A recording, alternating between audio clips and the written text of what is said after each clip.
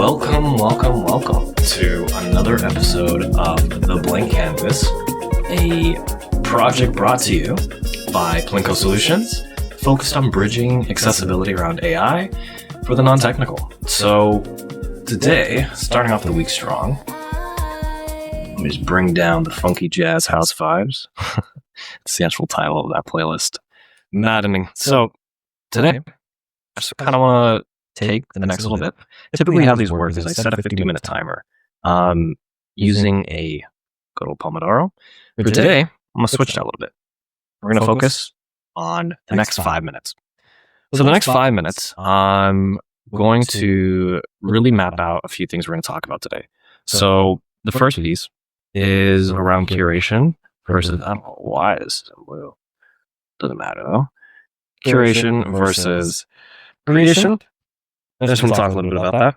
And then I want to spend a little bit of time as well revisiting some things that we kind of planted the seeds for. So a lot of that is market research, why we started off doing that, and how that's going to feed into the outreach component, which we'll be doing for this week, right?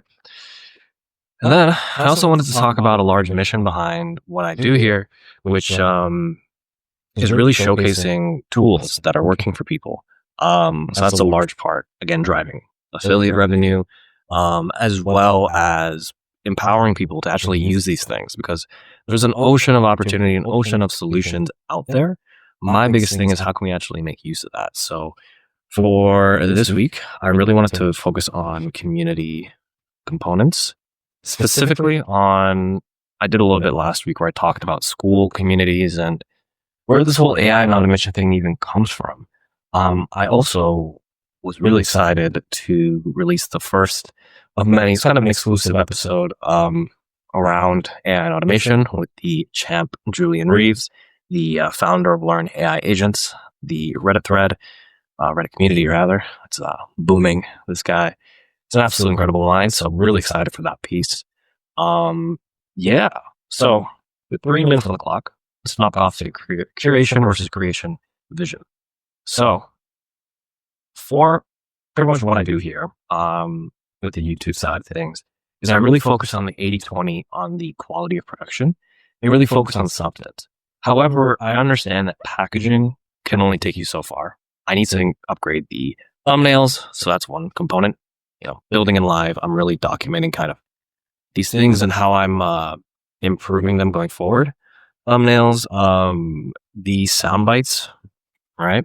So pacing is a big thing, ensuring that I'm not just sitting on the mic and just yapping.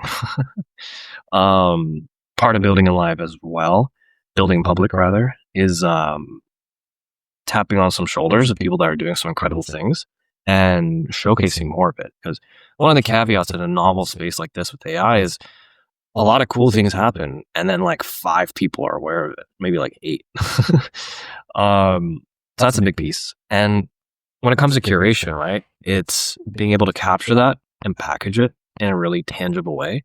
So the vision here and kind of what I'm doing is daily building a public, recording these, showcasing it, and going forward, even the vision from last week is looking back, choosing videos that are actually, substantially well, both on the production side, both on the score kind of that I set up for myself, that I can then add it to a playlist. And then when I'm talking to people, say they're interested in scraping Twitter or, Reddit or YouTube, I would link them a specific playlist. And instead of watching, or sifting through 50 to 100 videos, whatever it is, you'd have 5 to 10 really curated.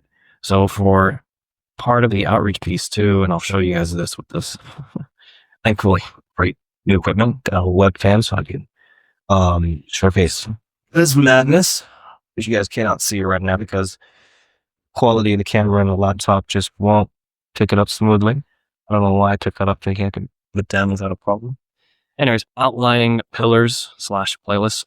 Now I've done this on the Scala draw here, down here when I'm talking about vision, but I want to really capture this in a way that I can refer to a consistency other than starting every single one of these with the intro of being like, here's what we're doing, here's why we're doing it. Like that repetition, if you are following this consistently, it can feel like lost time. And I just don't want to keep doing that. So trying to figure out a tangible intro, tangible outro that introduces the 80/20. The best I got is the verbiage around accessibility with AI and automation. And I need to like not remix that. You know what I mean? Like I got to keep just doing that enough so it showcases it, consistency wise. And that's pretty much that. That's curation and creation. Like I am creating live and I'm improving myself as I go on. So expect these things to kind of go up in quality, right? So that's the 5 minutes on that. The next 5 minutes, I don't know why I throw that up to the camera, like you guys can see it. The next 5 minutes is outlining this research to outreach component. So, what I've done in the past being last week, is I broke down this kind of scraping series. Scraping, for those unfamiliar, is basically just pulling information automatically from web pages that exist or even feeds and repurposing it into something useful. Now, there's a few different angles, right? There's the Twitter side, there's Reddit, there's YouTube. The different kind of pillars and the way I set it up is I scrape for two specific reasons. One, market research, figuring out what people are talking about and then kind of deriving a ideal customer persona from that. Or if I know who I'm reaching out to, I'm scraping things that are relevant to them and kind of putting that together as a profile. I'll be doing both this week, specifically pulling from YouTube. So finding relevant YouTube components specific to a set demographic. For our sake and purposes, we'll be focusing on the personal brand building and people that are already killing it on YouTube. So I'm going to be looking a lot to collaborate and build those audiences in that way. I am actually ideating a bit on this of like, instead of pitching offers and services and things like that, which I very much have, the next piece is kind of like, even before that, how do I engage in that discourse to get proper feedback, to figure out if these offers are even worth the dime in the first place? So what I've done in the past is I have my main site, all right, which is great. It looks cool. Got the spline.design little thing once it loads here. And I also, cool little animation. Anyone who sees this, they're like, wow, this is great. But what exactly are you offering? What's happening here? And I try to outline it in copy, but like verbiage to begin with, you can only ask for so much when people dig into it. And the way I've kind of siphoned that off is either a workshop pillar, which I'm doing very much episodic kind of approaches with, or just the done for you kind of like, let me build a system and implement it into your business. And that can fall even to another kind of thing. This is why it's Plinko in a sense, or it can either go into marketing or it can go into sales, or it can go into operations, it can go into finance. And it's like, this is great for like, having a wide enough net. But when it comes to actually helping people and getting feedback loops, the niching down, the narrowing is really important. So with myself as well, I also have a real estate license. So got another domain here, .homes, focused on real estate and property management, property services. I originally had a campaign curated specifically for this. And I found that the total addressable market, while it's there, the aim is to replace data entry and have, a much smoother experience within the real estate reporting side. But I feel there is definitely a better demand, interestingly enough, when it comes to real estate agents. And there's this handsome devil. Real estate agents, and I'll throw back to the camera for this part. People that are looking to generate leads and better their marketing practices. I found a good kind of parallel when it comes to generating marketing assets between personal brand building and real estate agents, because real estate agents make their money by building their personal brand. So, of course, that personal brand happens through that power of network and word of mouth. So figuring ways to empower them has been a really cool kind of focus. And I actually, without seeing 50 seconds on the clock, did a lot of research and ideation on that. So long story short, what's happening here is this is going to get rebuilt. However, doing this live and in public, is just like watching paint dry on the wall. It's going in here, changing this, changing that. What I would like to do in public is show you the ideation piece and take my Notion page, throw it onto Excalidraw, and go component by component to show you how I design landing pages, as well as sort of inbound funnels. That funnel as well in being built, I'm aiming to do not over the span of weeks, but in a single or even a handful of 2 to 4 hour increments, right? The 80-20 on it, don't overthink it, just change the copy, get it working. That's the kind of goal with this. So with that, we're setting the timer. Speed and quality, top of mind. Speed, reason being, is because the more time I spend over engineering and over systemizing, which I have a propensity to do so, it's something I'm trying to unlearn. So building in public prompts me to really, again, capture this in sound bites. Again, watch my pacing. I have a natural tendency to just run on with the verbiage, but that's what's happening. So in a nutshell, what do I mean by all that? Let's take you through it. So back over here, that was a whole bunch of stuff I threw on the whiteboard there, verbally. Let's capture in some visuals. So we have the market research component, right? That's this fun stuff here, right? So we're able to actually pull information and research almost in infinity. That's supposed to be a right circle. Assume that's what that is, for sake of doodles.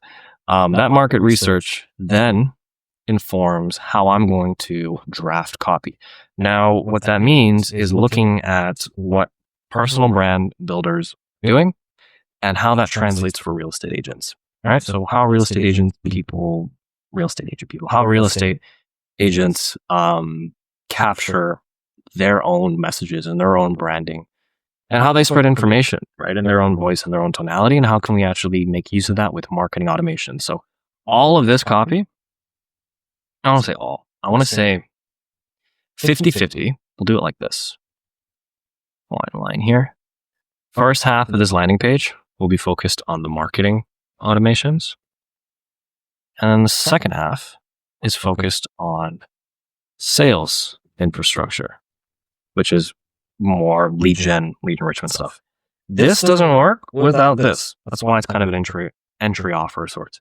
This will be priced reasonably below market, and the productization of what I'm actually offering in that will show you really the power of automation and how, when it comes to the delivery of it for somebody else, it's very clean cut.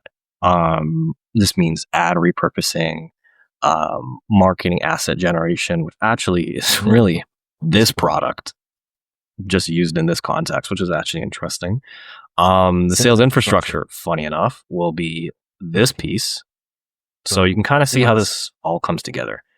So this marketing automation is a two-way street from there. Oh, look at that. I actually made a little arrow.